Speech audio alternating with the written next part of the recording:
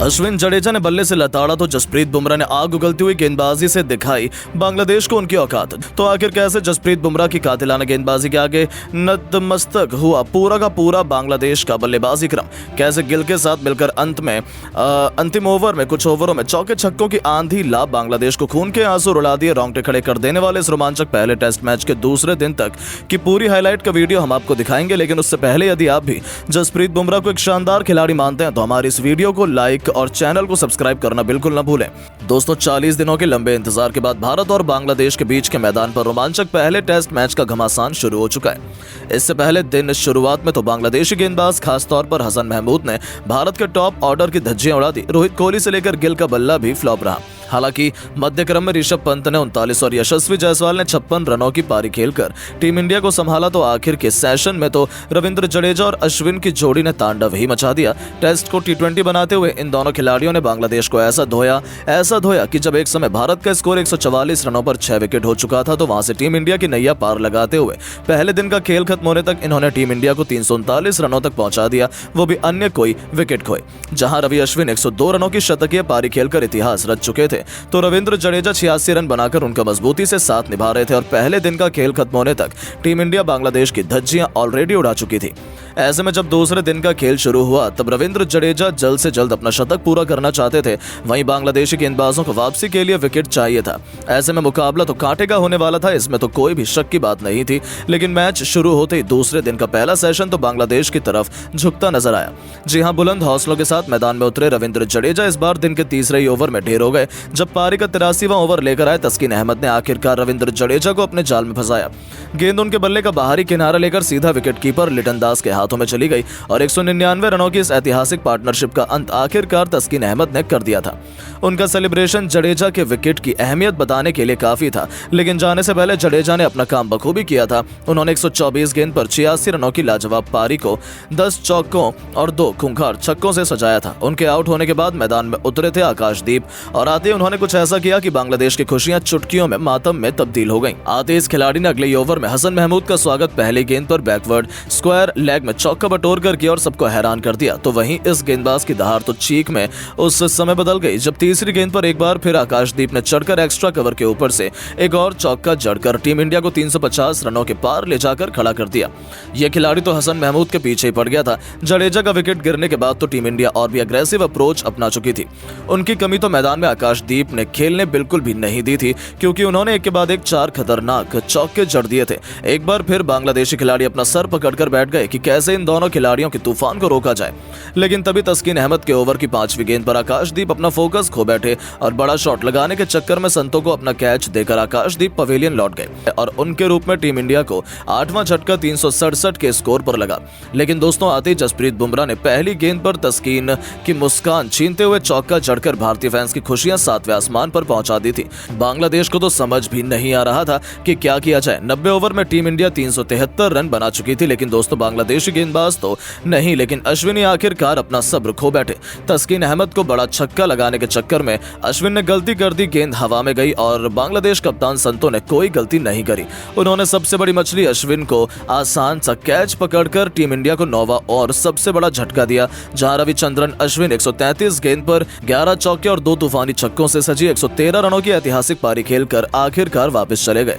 उनके आउट होने के बाद जसप्रीत बुमराह भी अब ज्यादा देर तक बैटिंग नहीं कर पाए और अगला ही ओवर लेकर आए हसन महमूद ने बुमराह को जाकिर हसन के हाथों कैच आउट कर आखिरकार टीम इंडिया को पूरी तरीके से ऑल आउट कर दिया था।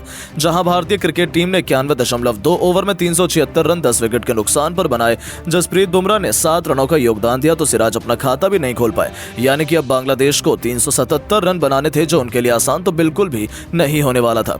अब दोस्तों 377 रनों के स्कोर का पीछा करने के लिए बांग्लादेश की सबसे बड़ी उम्मीद बनकर उनके 2 बेहद खतरनाक ओपनर सादमान इस्लाम के साथ जाकिर हसन की जोड़ी मैदान में आई थी, जो अपनी टीम को विस्फोटक शुरुआत दिलाना चाहते हैं। लेकिन दोस्तों जसप्रीत बुमराह के आगे तो खुद को शेर समझने वाले बांग्लादेशी बल्लेबाजों की एक नहीं चली। पहले ओवर में गेंद नहीं बल्कि आग के गोले बरसाते हुए बुमराह ने ऐसा सितम ढाया कि ओवर की अंतिम गेंद पर सादमान इस्लाम को क्लीन बोल्ड कर उन्होंने बांग्लादेशी बल्लेबाजों को दिन में तारे दिखाने शुरू कर दिए थे। तो उनसे भी 2 कदम आगे निकलते हुए उनके साथी आकाशदीप ने तो उनके केवल दूसरे टेस्ट मैच में बांग्लादेश की खटिया खड़ी कर दी। जी हां, 8 ओवर में बांग्लादेश ने 22 रन बना लिए थे। जाकिर हसन और कप्तान नजमुल हुसैन संतो अपनी टीम को संभालने की कोशिश कर रहे थे, लेकिन तभी 9 ओवर लेकर आते हैं आकाशदीप और अपनी पहली गेंद पर उन्होंने जाकिर हसन के डंडे उखाड़कर इस खिलाड़ी को क्लीन बोल्ड किया और बांग्लादेश को दूसरा झटका दिया। तो उनके आउट होते ही बैटिंग करने उतरे मोमिनुल हक तो अपना खाता भी नहीं खोल पाए और आकाशदीप उन्हें क्लीन बोल्ड कर बांग्लादेश की कमर तोड़कर रख दी थी। जहां स्कोर बोर्ड पर पहला सेशन खत्म होने तक 9 ओवर में केवल 26 रन ही बने थे और बांग्लादेश के 3 बल्लेबाज भारत के सामने नतमस्तक हो चुके थे और पहला सेशन की समाप्ति तक टीम इंडिया ने बांग्लादेश पर पूरी तरीके से शिकंजा कसा हुआ था। अब बांग्लादेश के 2 सबसे अनुभवी खिलाड़ी कप्तान संतो के साथ मुशफिकुर रहीम दूसरे सेशन में अपनी बिगड़ती हुई पारी को संभालने के लिए आए थे, लेकिन उनके ये मजबूत इरादे केवल दिखावटी नजर आए। जब 12वां ओवर लेकर आए मोहम्मद सिराज ने संतो को स्लिप में खड़े किंग कोहली के हाथों कैच करवाकर बांग्लादेश के 4 शेरों को ढेर कर दिया था। बांग्लादेश की हालत खस्ता हाल थी। ऐसा लगने लगा था कि बांग्लादेश तो 100 रन भी नहीं बना पाएगी। ऐसे में इस मुश्किल परिस्थिति में बांग्लादेश की नैया पार लगाने के लिए खुद शाकिब अल हसन मुशफिकुर रहीम का साथ निभाने मैदान पर आए, लेकिन भारतीय गेंदबाजों के तूफान के आगे आज कोई भी कहां टिकने वाला था। आज तो बड़े बड़े खिलाड़ियों का गुरूर तोड़ने के इरादे से भारतीय गेंदबाज आए थे। एक बार फिर 13वें ओवर में जसप्रीत बुमराह ने इस बार मुशफिकुर रहीम को उनकी औकात दिखाते हुए राहुल के हाथों स्लिप में कैच आउट करवाकर आधी बांग्लादेश की क्रिकेट टीम को समेट दिया था। जहां 13 ओवर में केवल 40 रन ही बने थे और उनके 5 बल्लेबाज भारतीय टीम के आगे नतमस्तक हो चुके थे।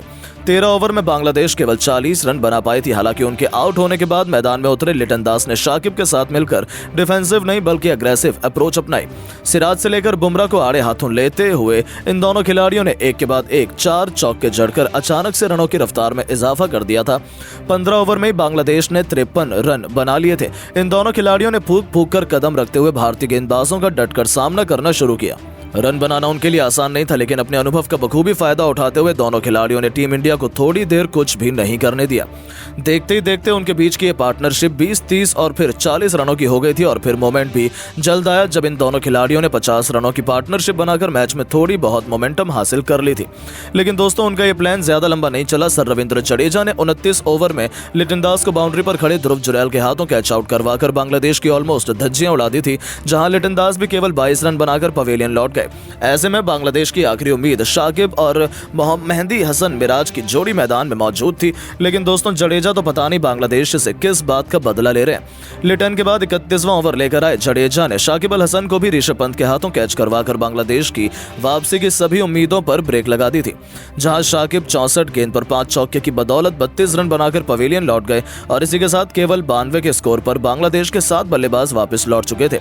मेहंदी हसन मिराज का साथ निभाने आए हसन महमूद ने चौका लगाकर 33 ओवर में बांग्लादेश को 100 रनों तक पहुंचाया। मेहंदी हसन मिराज अब टीम इंडिया के लिए सिर्फ एक बड़ा खतरा थे, जिनके विकेट लेना भारत के लिए बेहद इंपॉर्टेंट था और टीम इंडिया के लिए यह काम किया रोहित के सबसे बड़े हथियार जसप्रीत बुमराह ने, जिन्होंने हसन महमूद को कोहली के हाथों कैच आउट करवाकर बांग्लादेश को 8वां झटका दिया। जहां यह खिलाड़ी केवल 9 रन बना पाया था। इसी के साथ 112 रनों पर बांग्लादेश का 8वां बल्लेबाज भी ढेर हो गया और टी ब्रेक तक टीम इंडिया ने बेहद मजबूत पकड़ इस मैच में बना ली।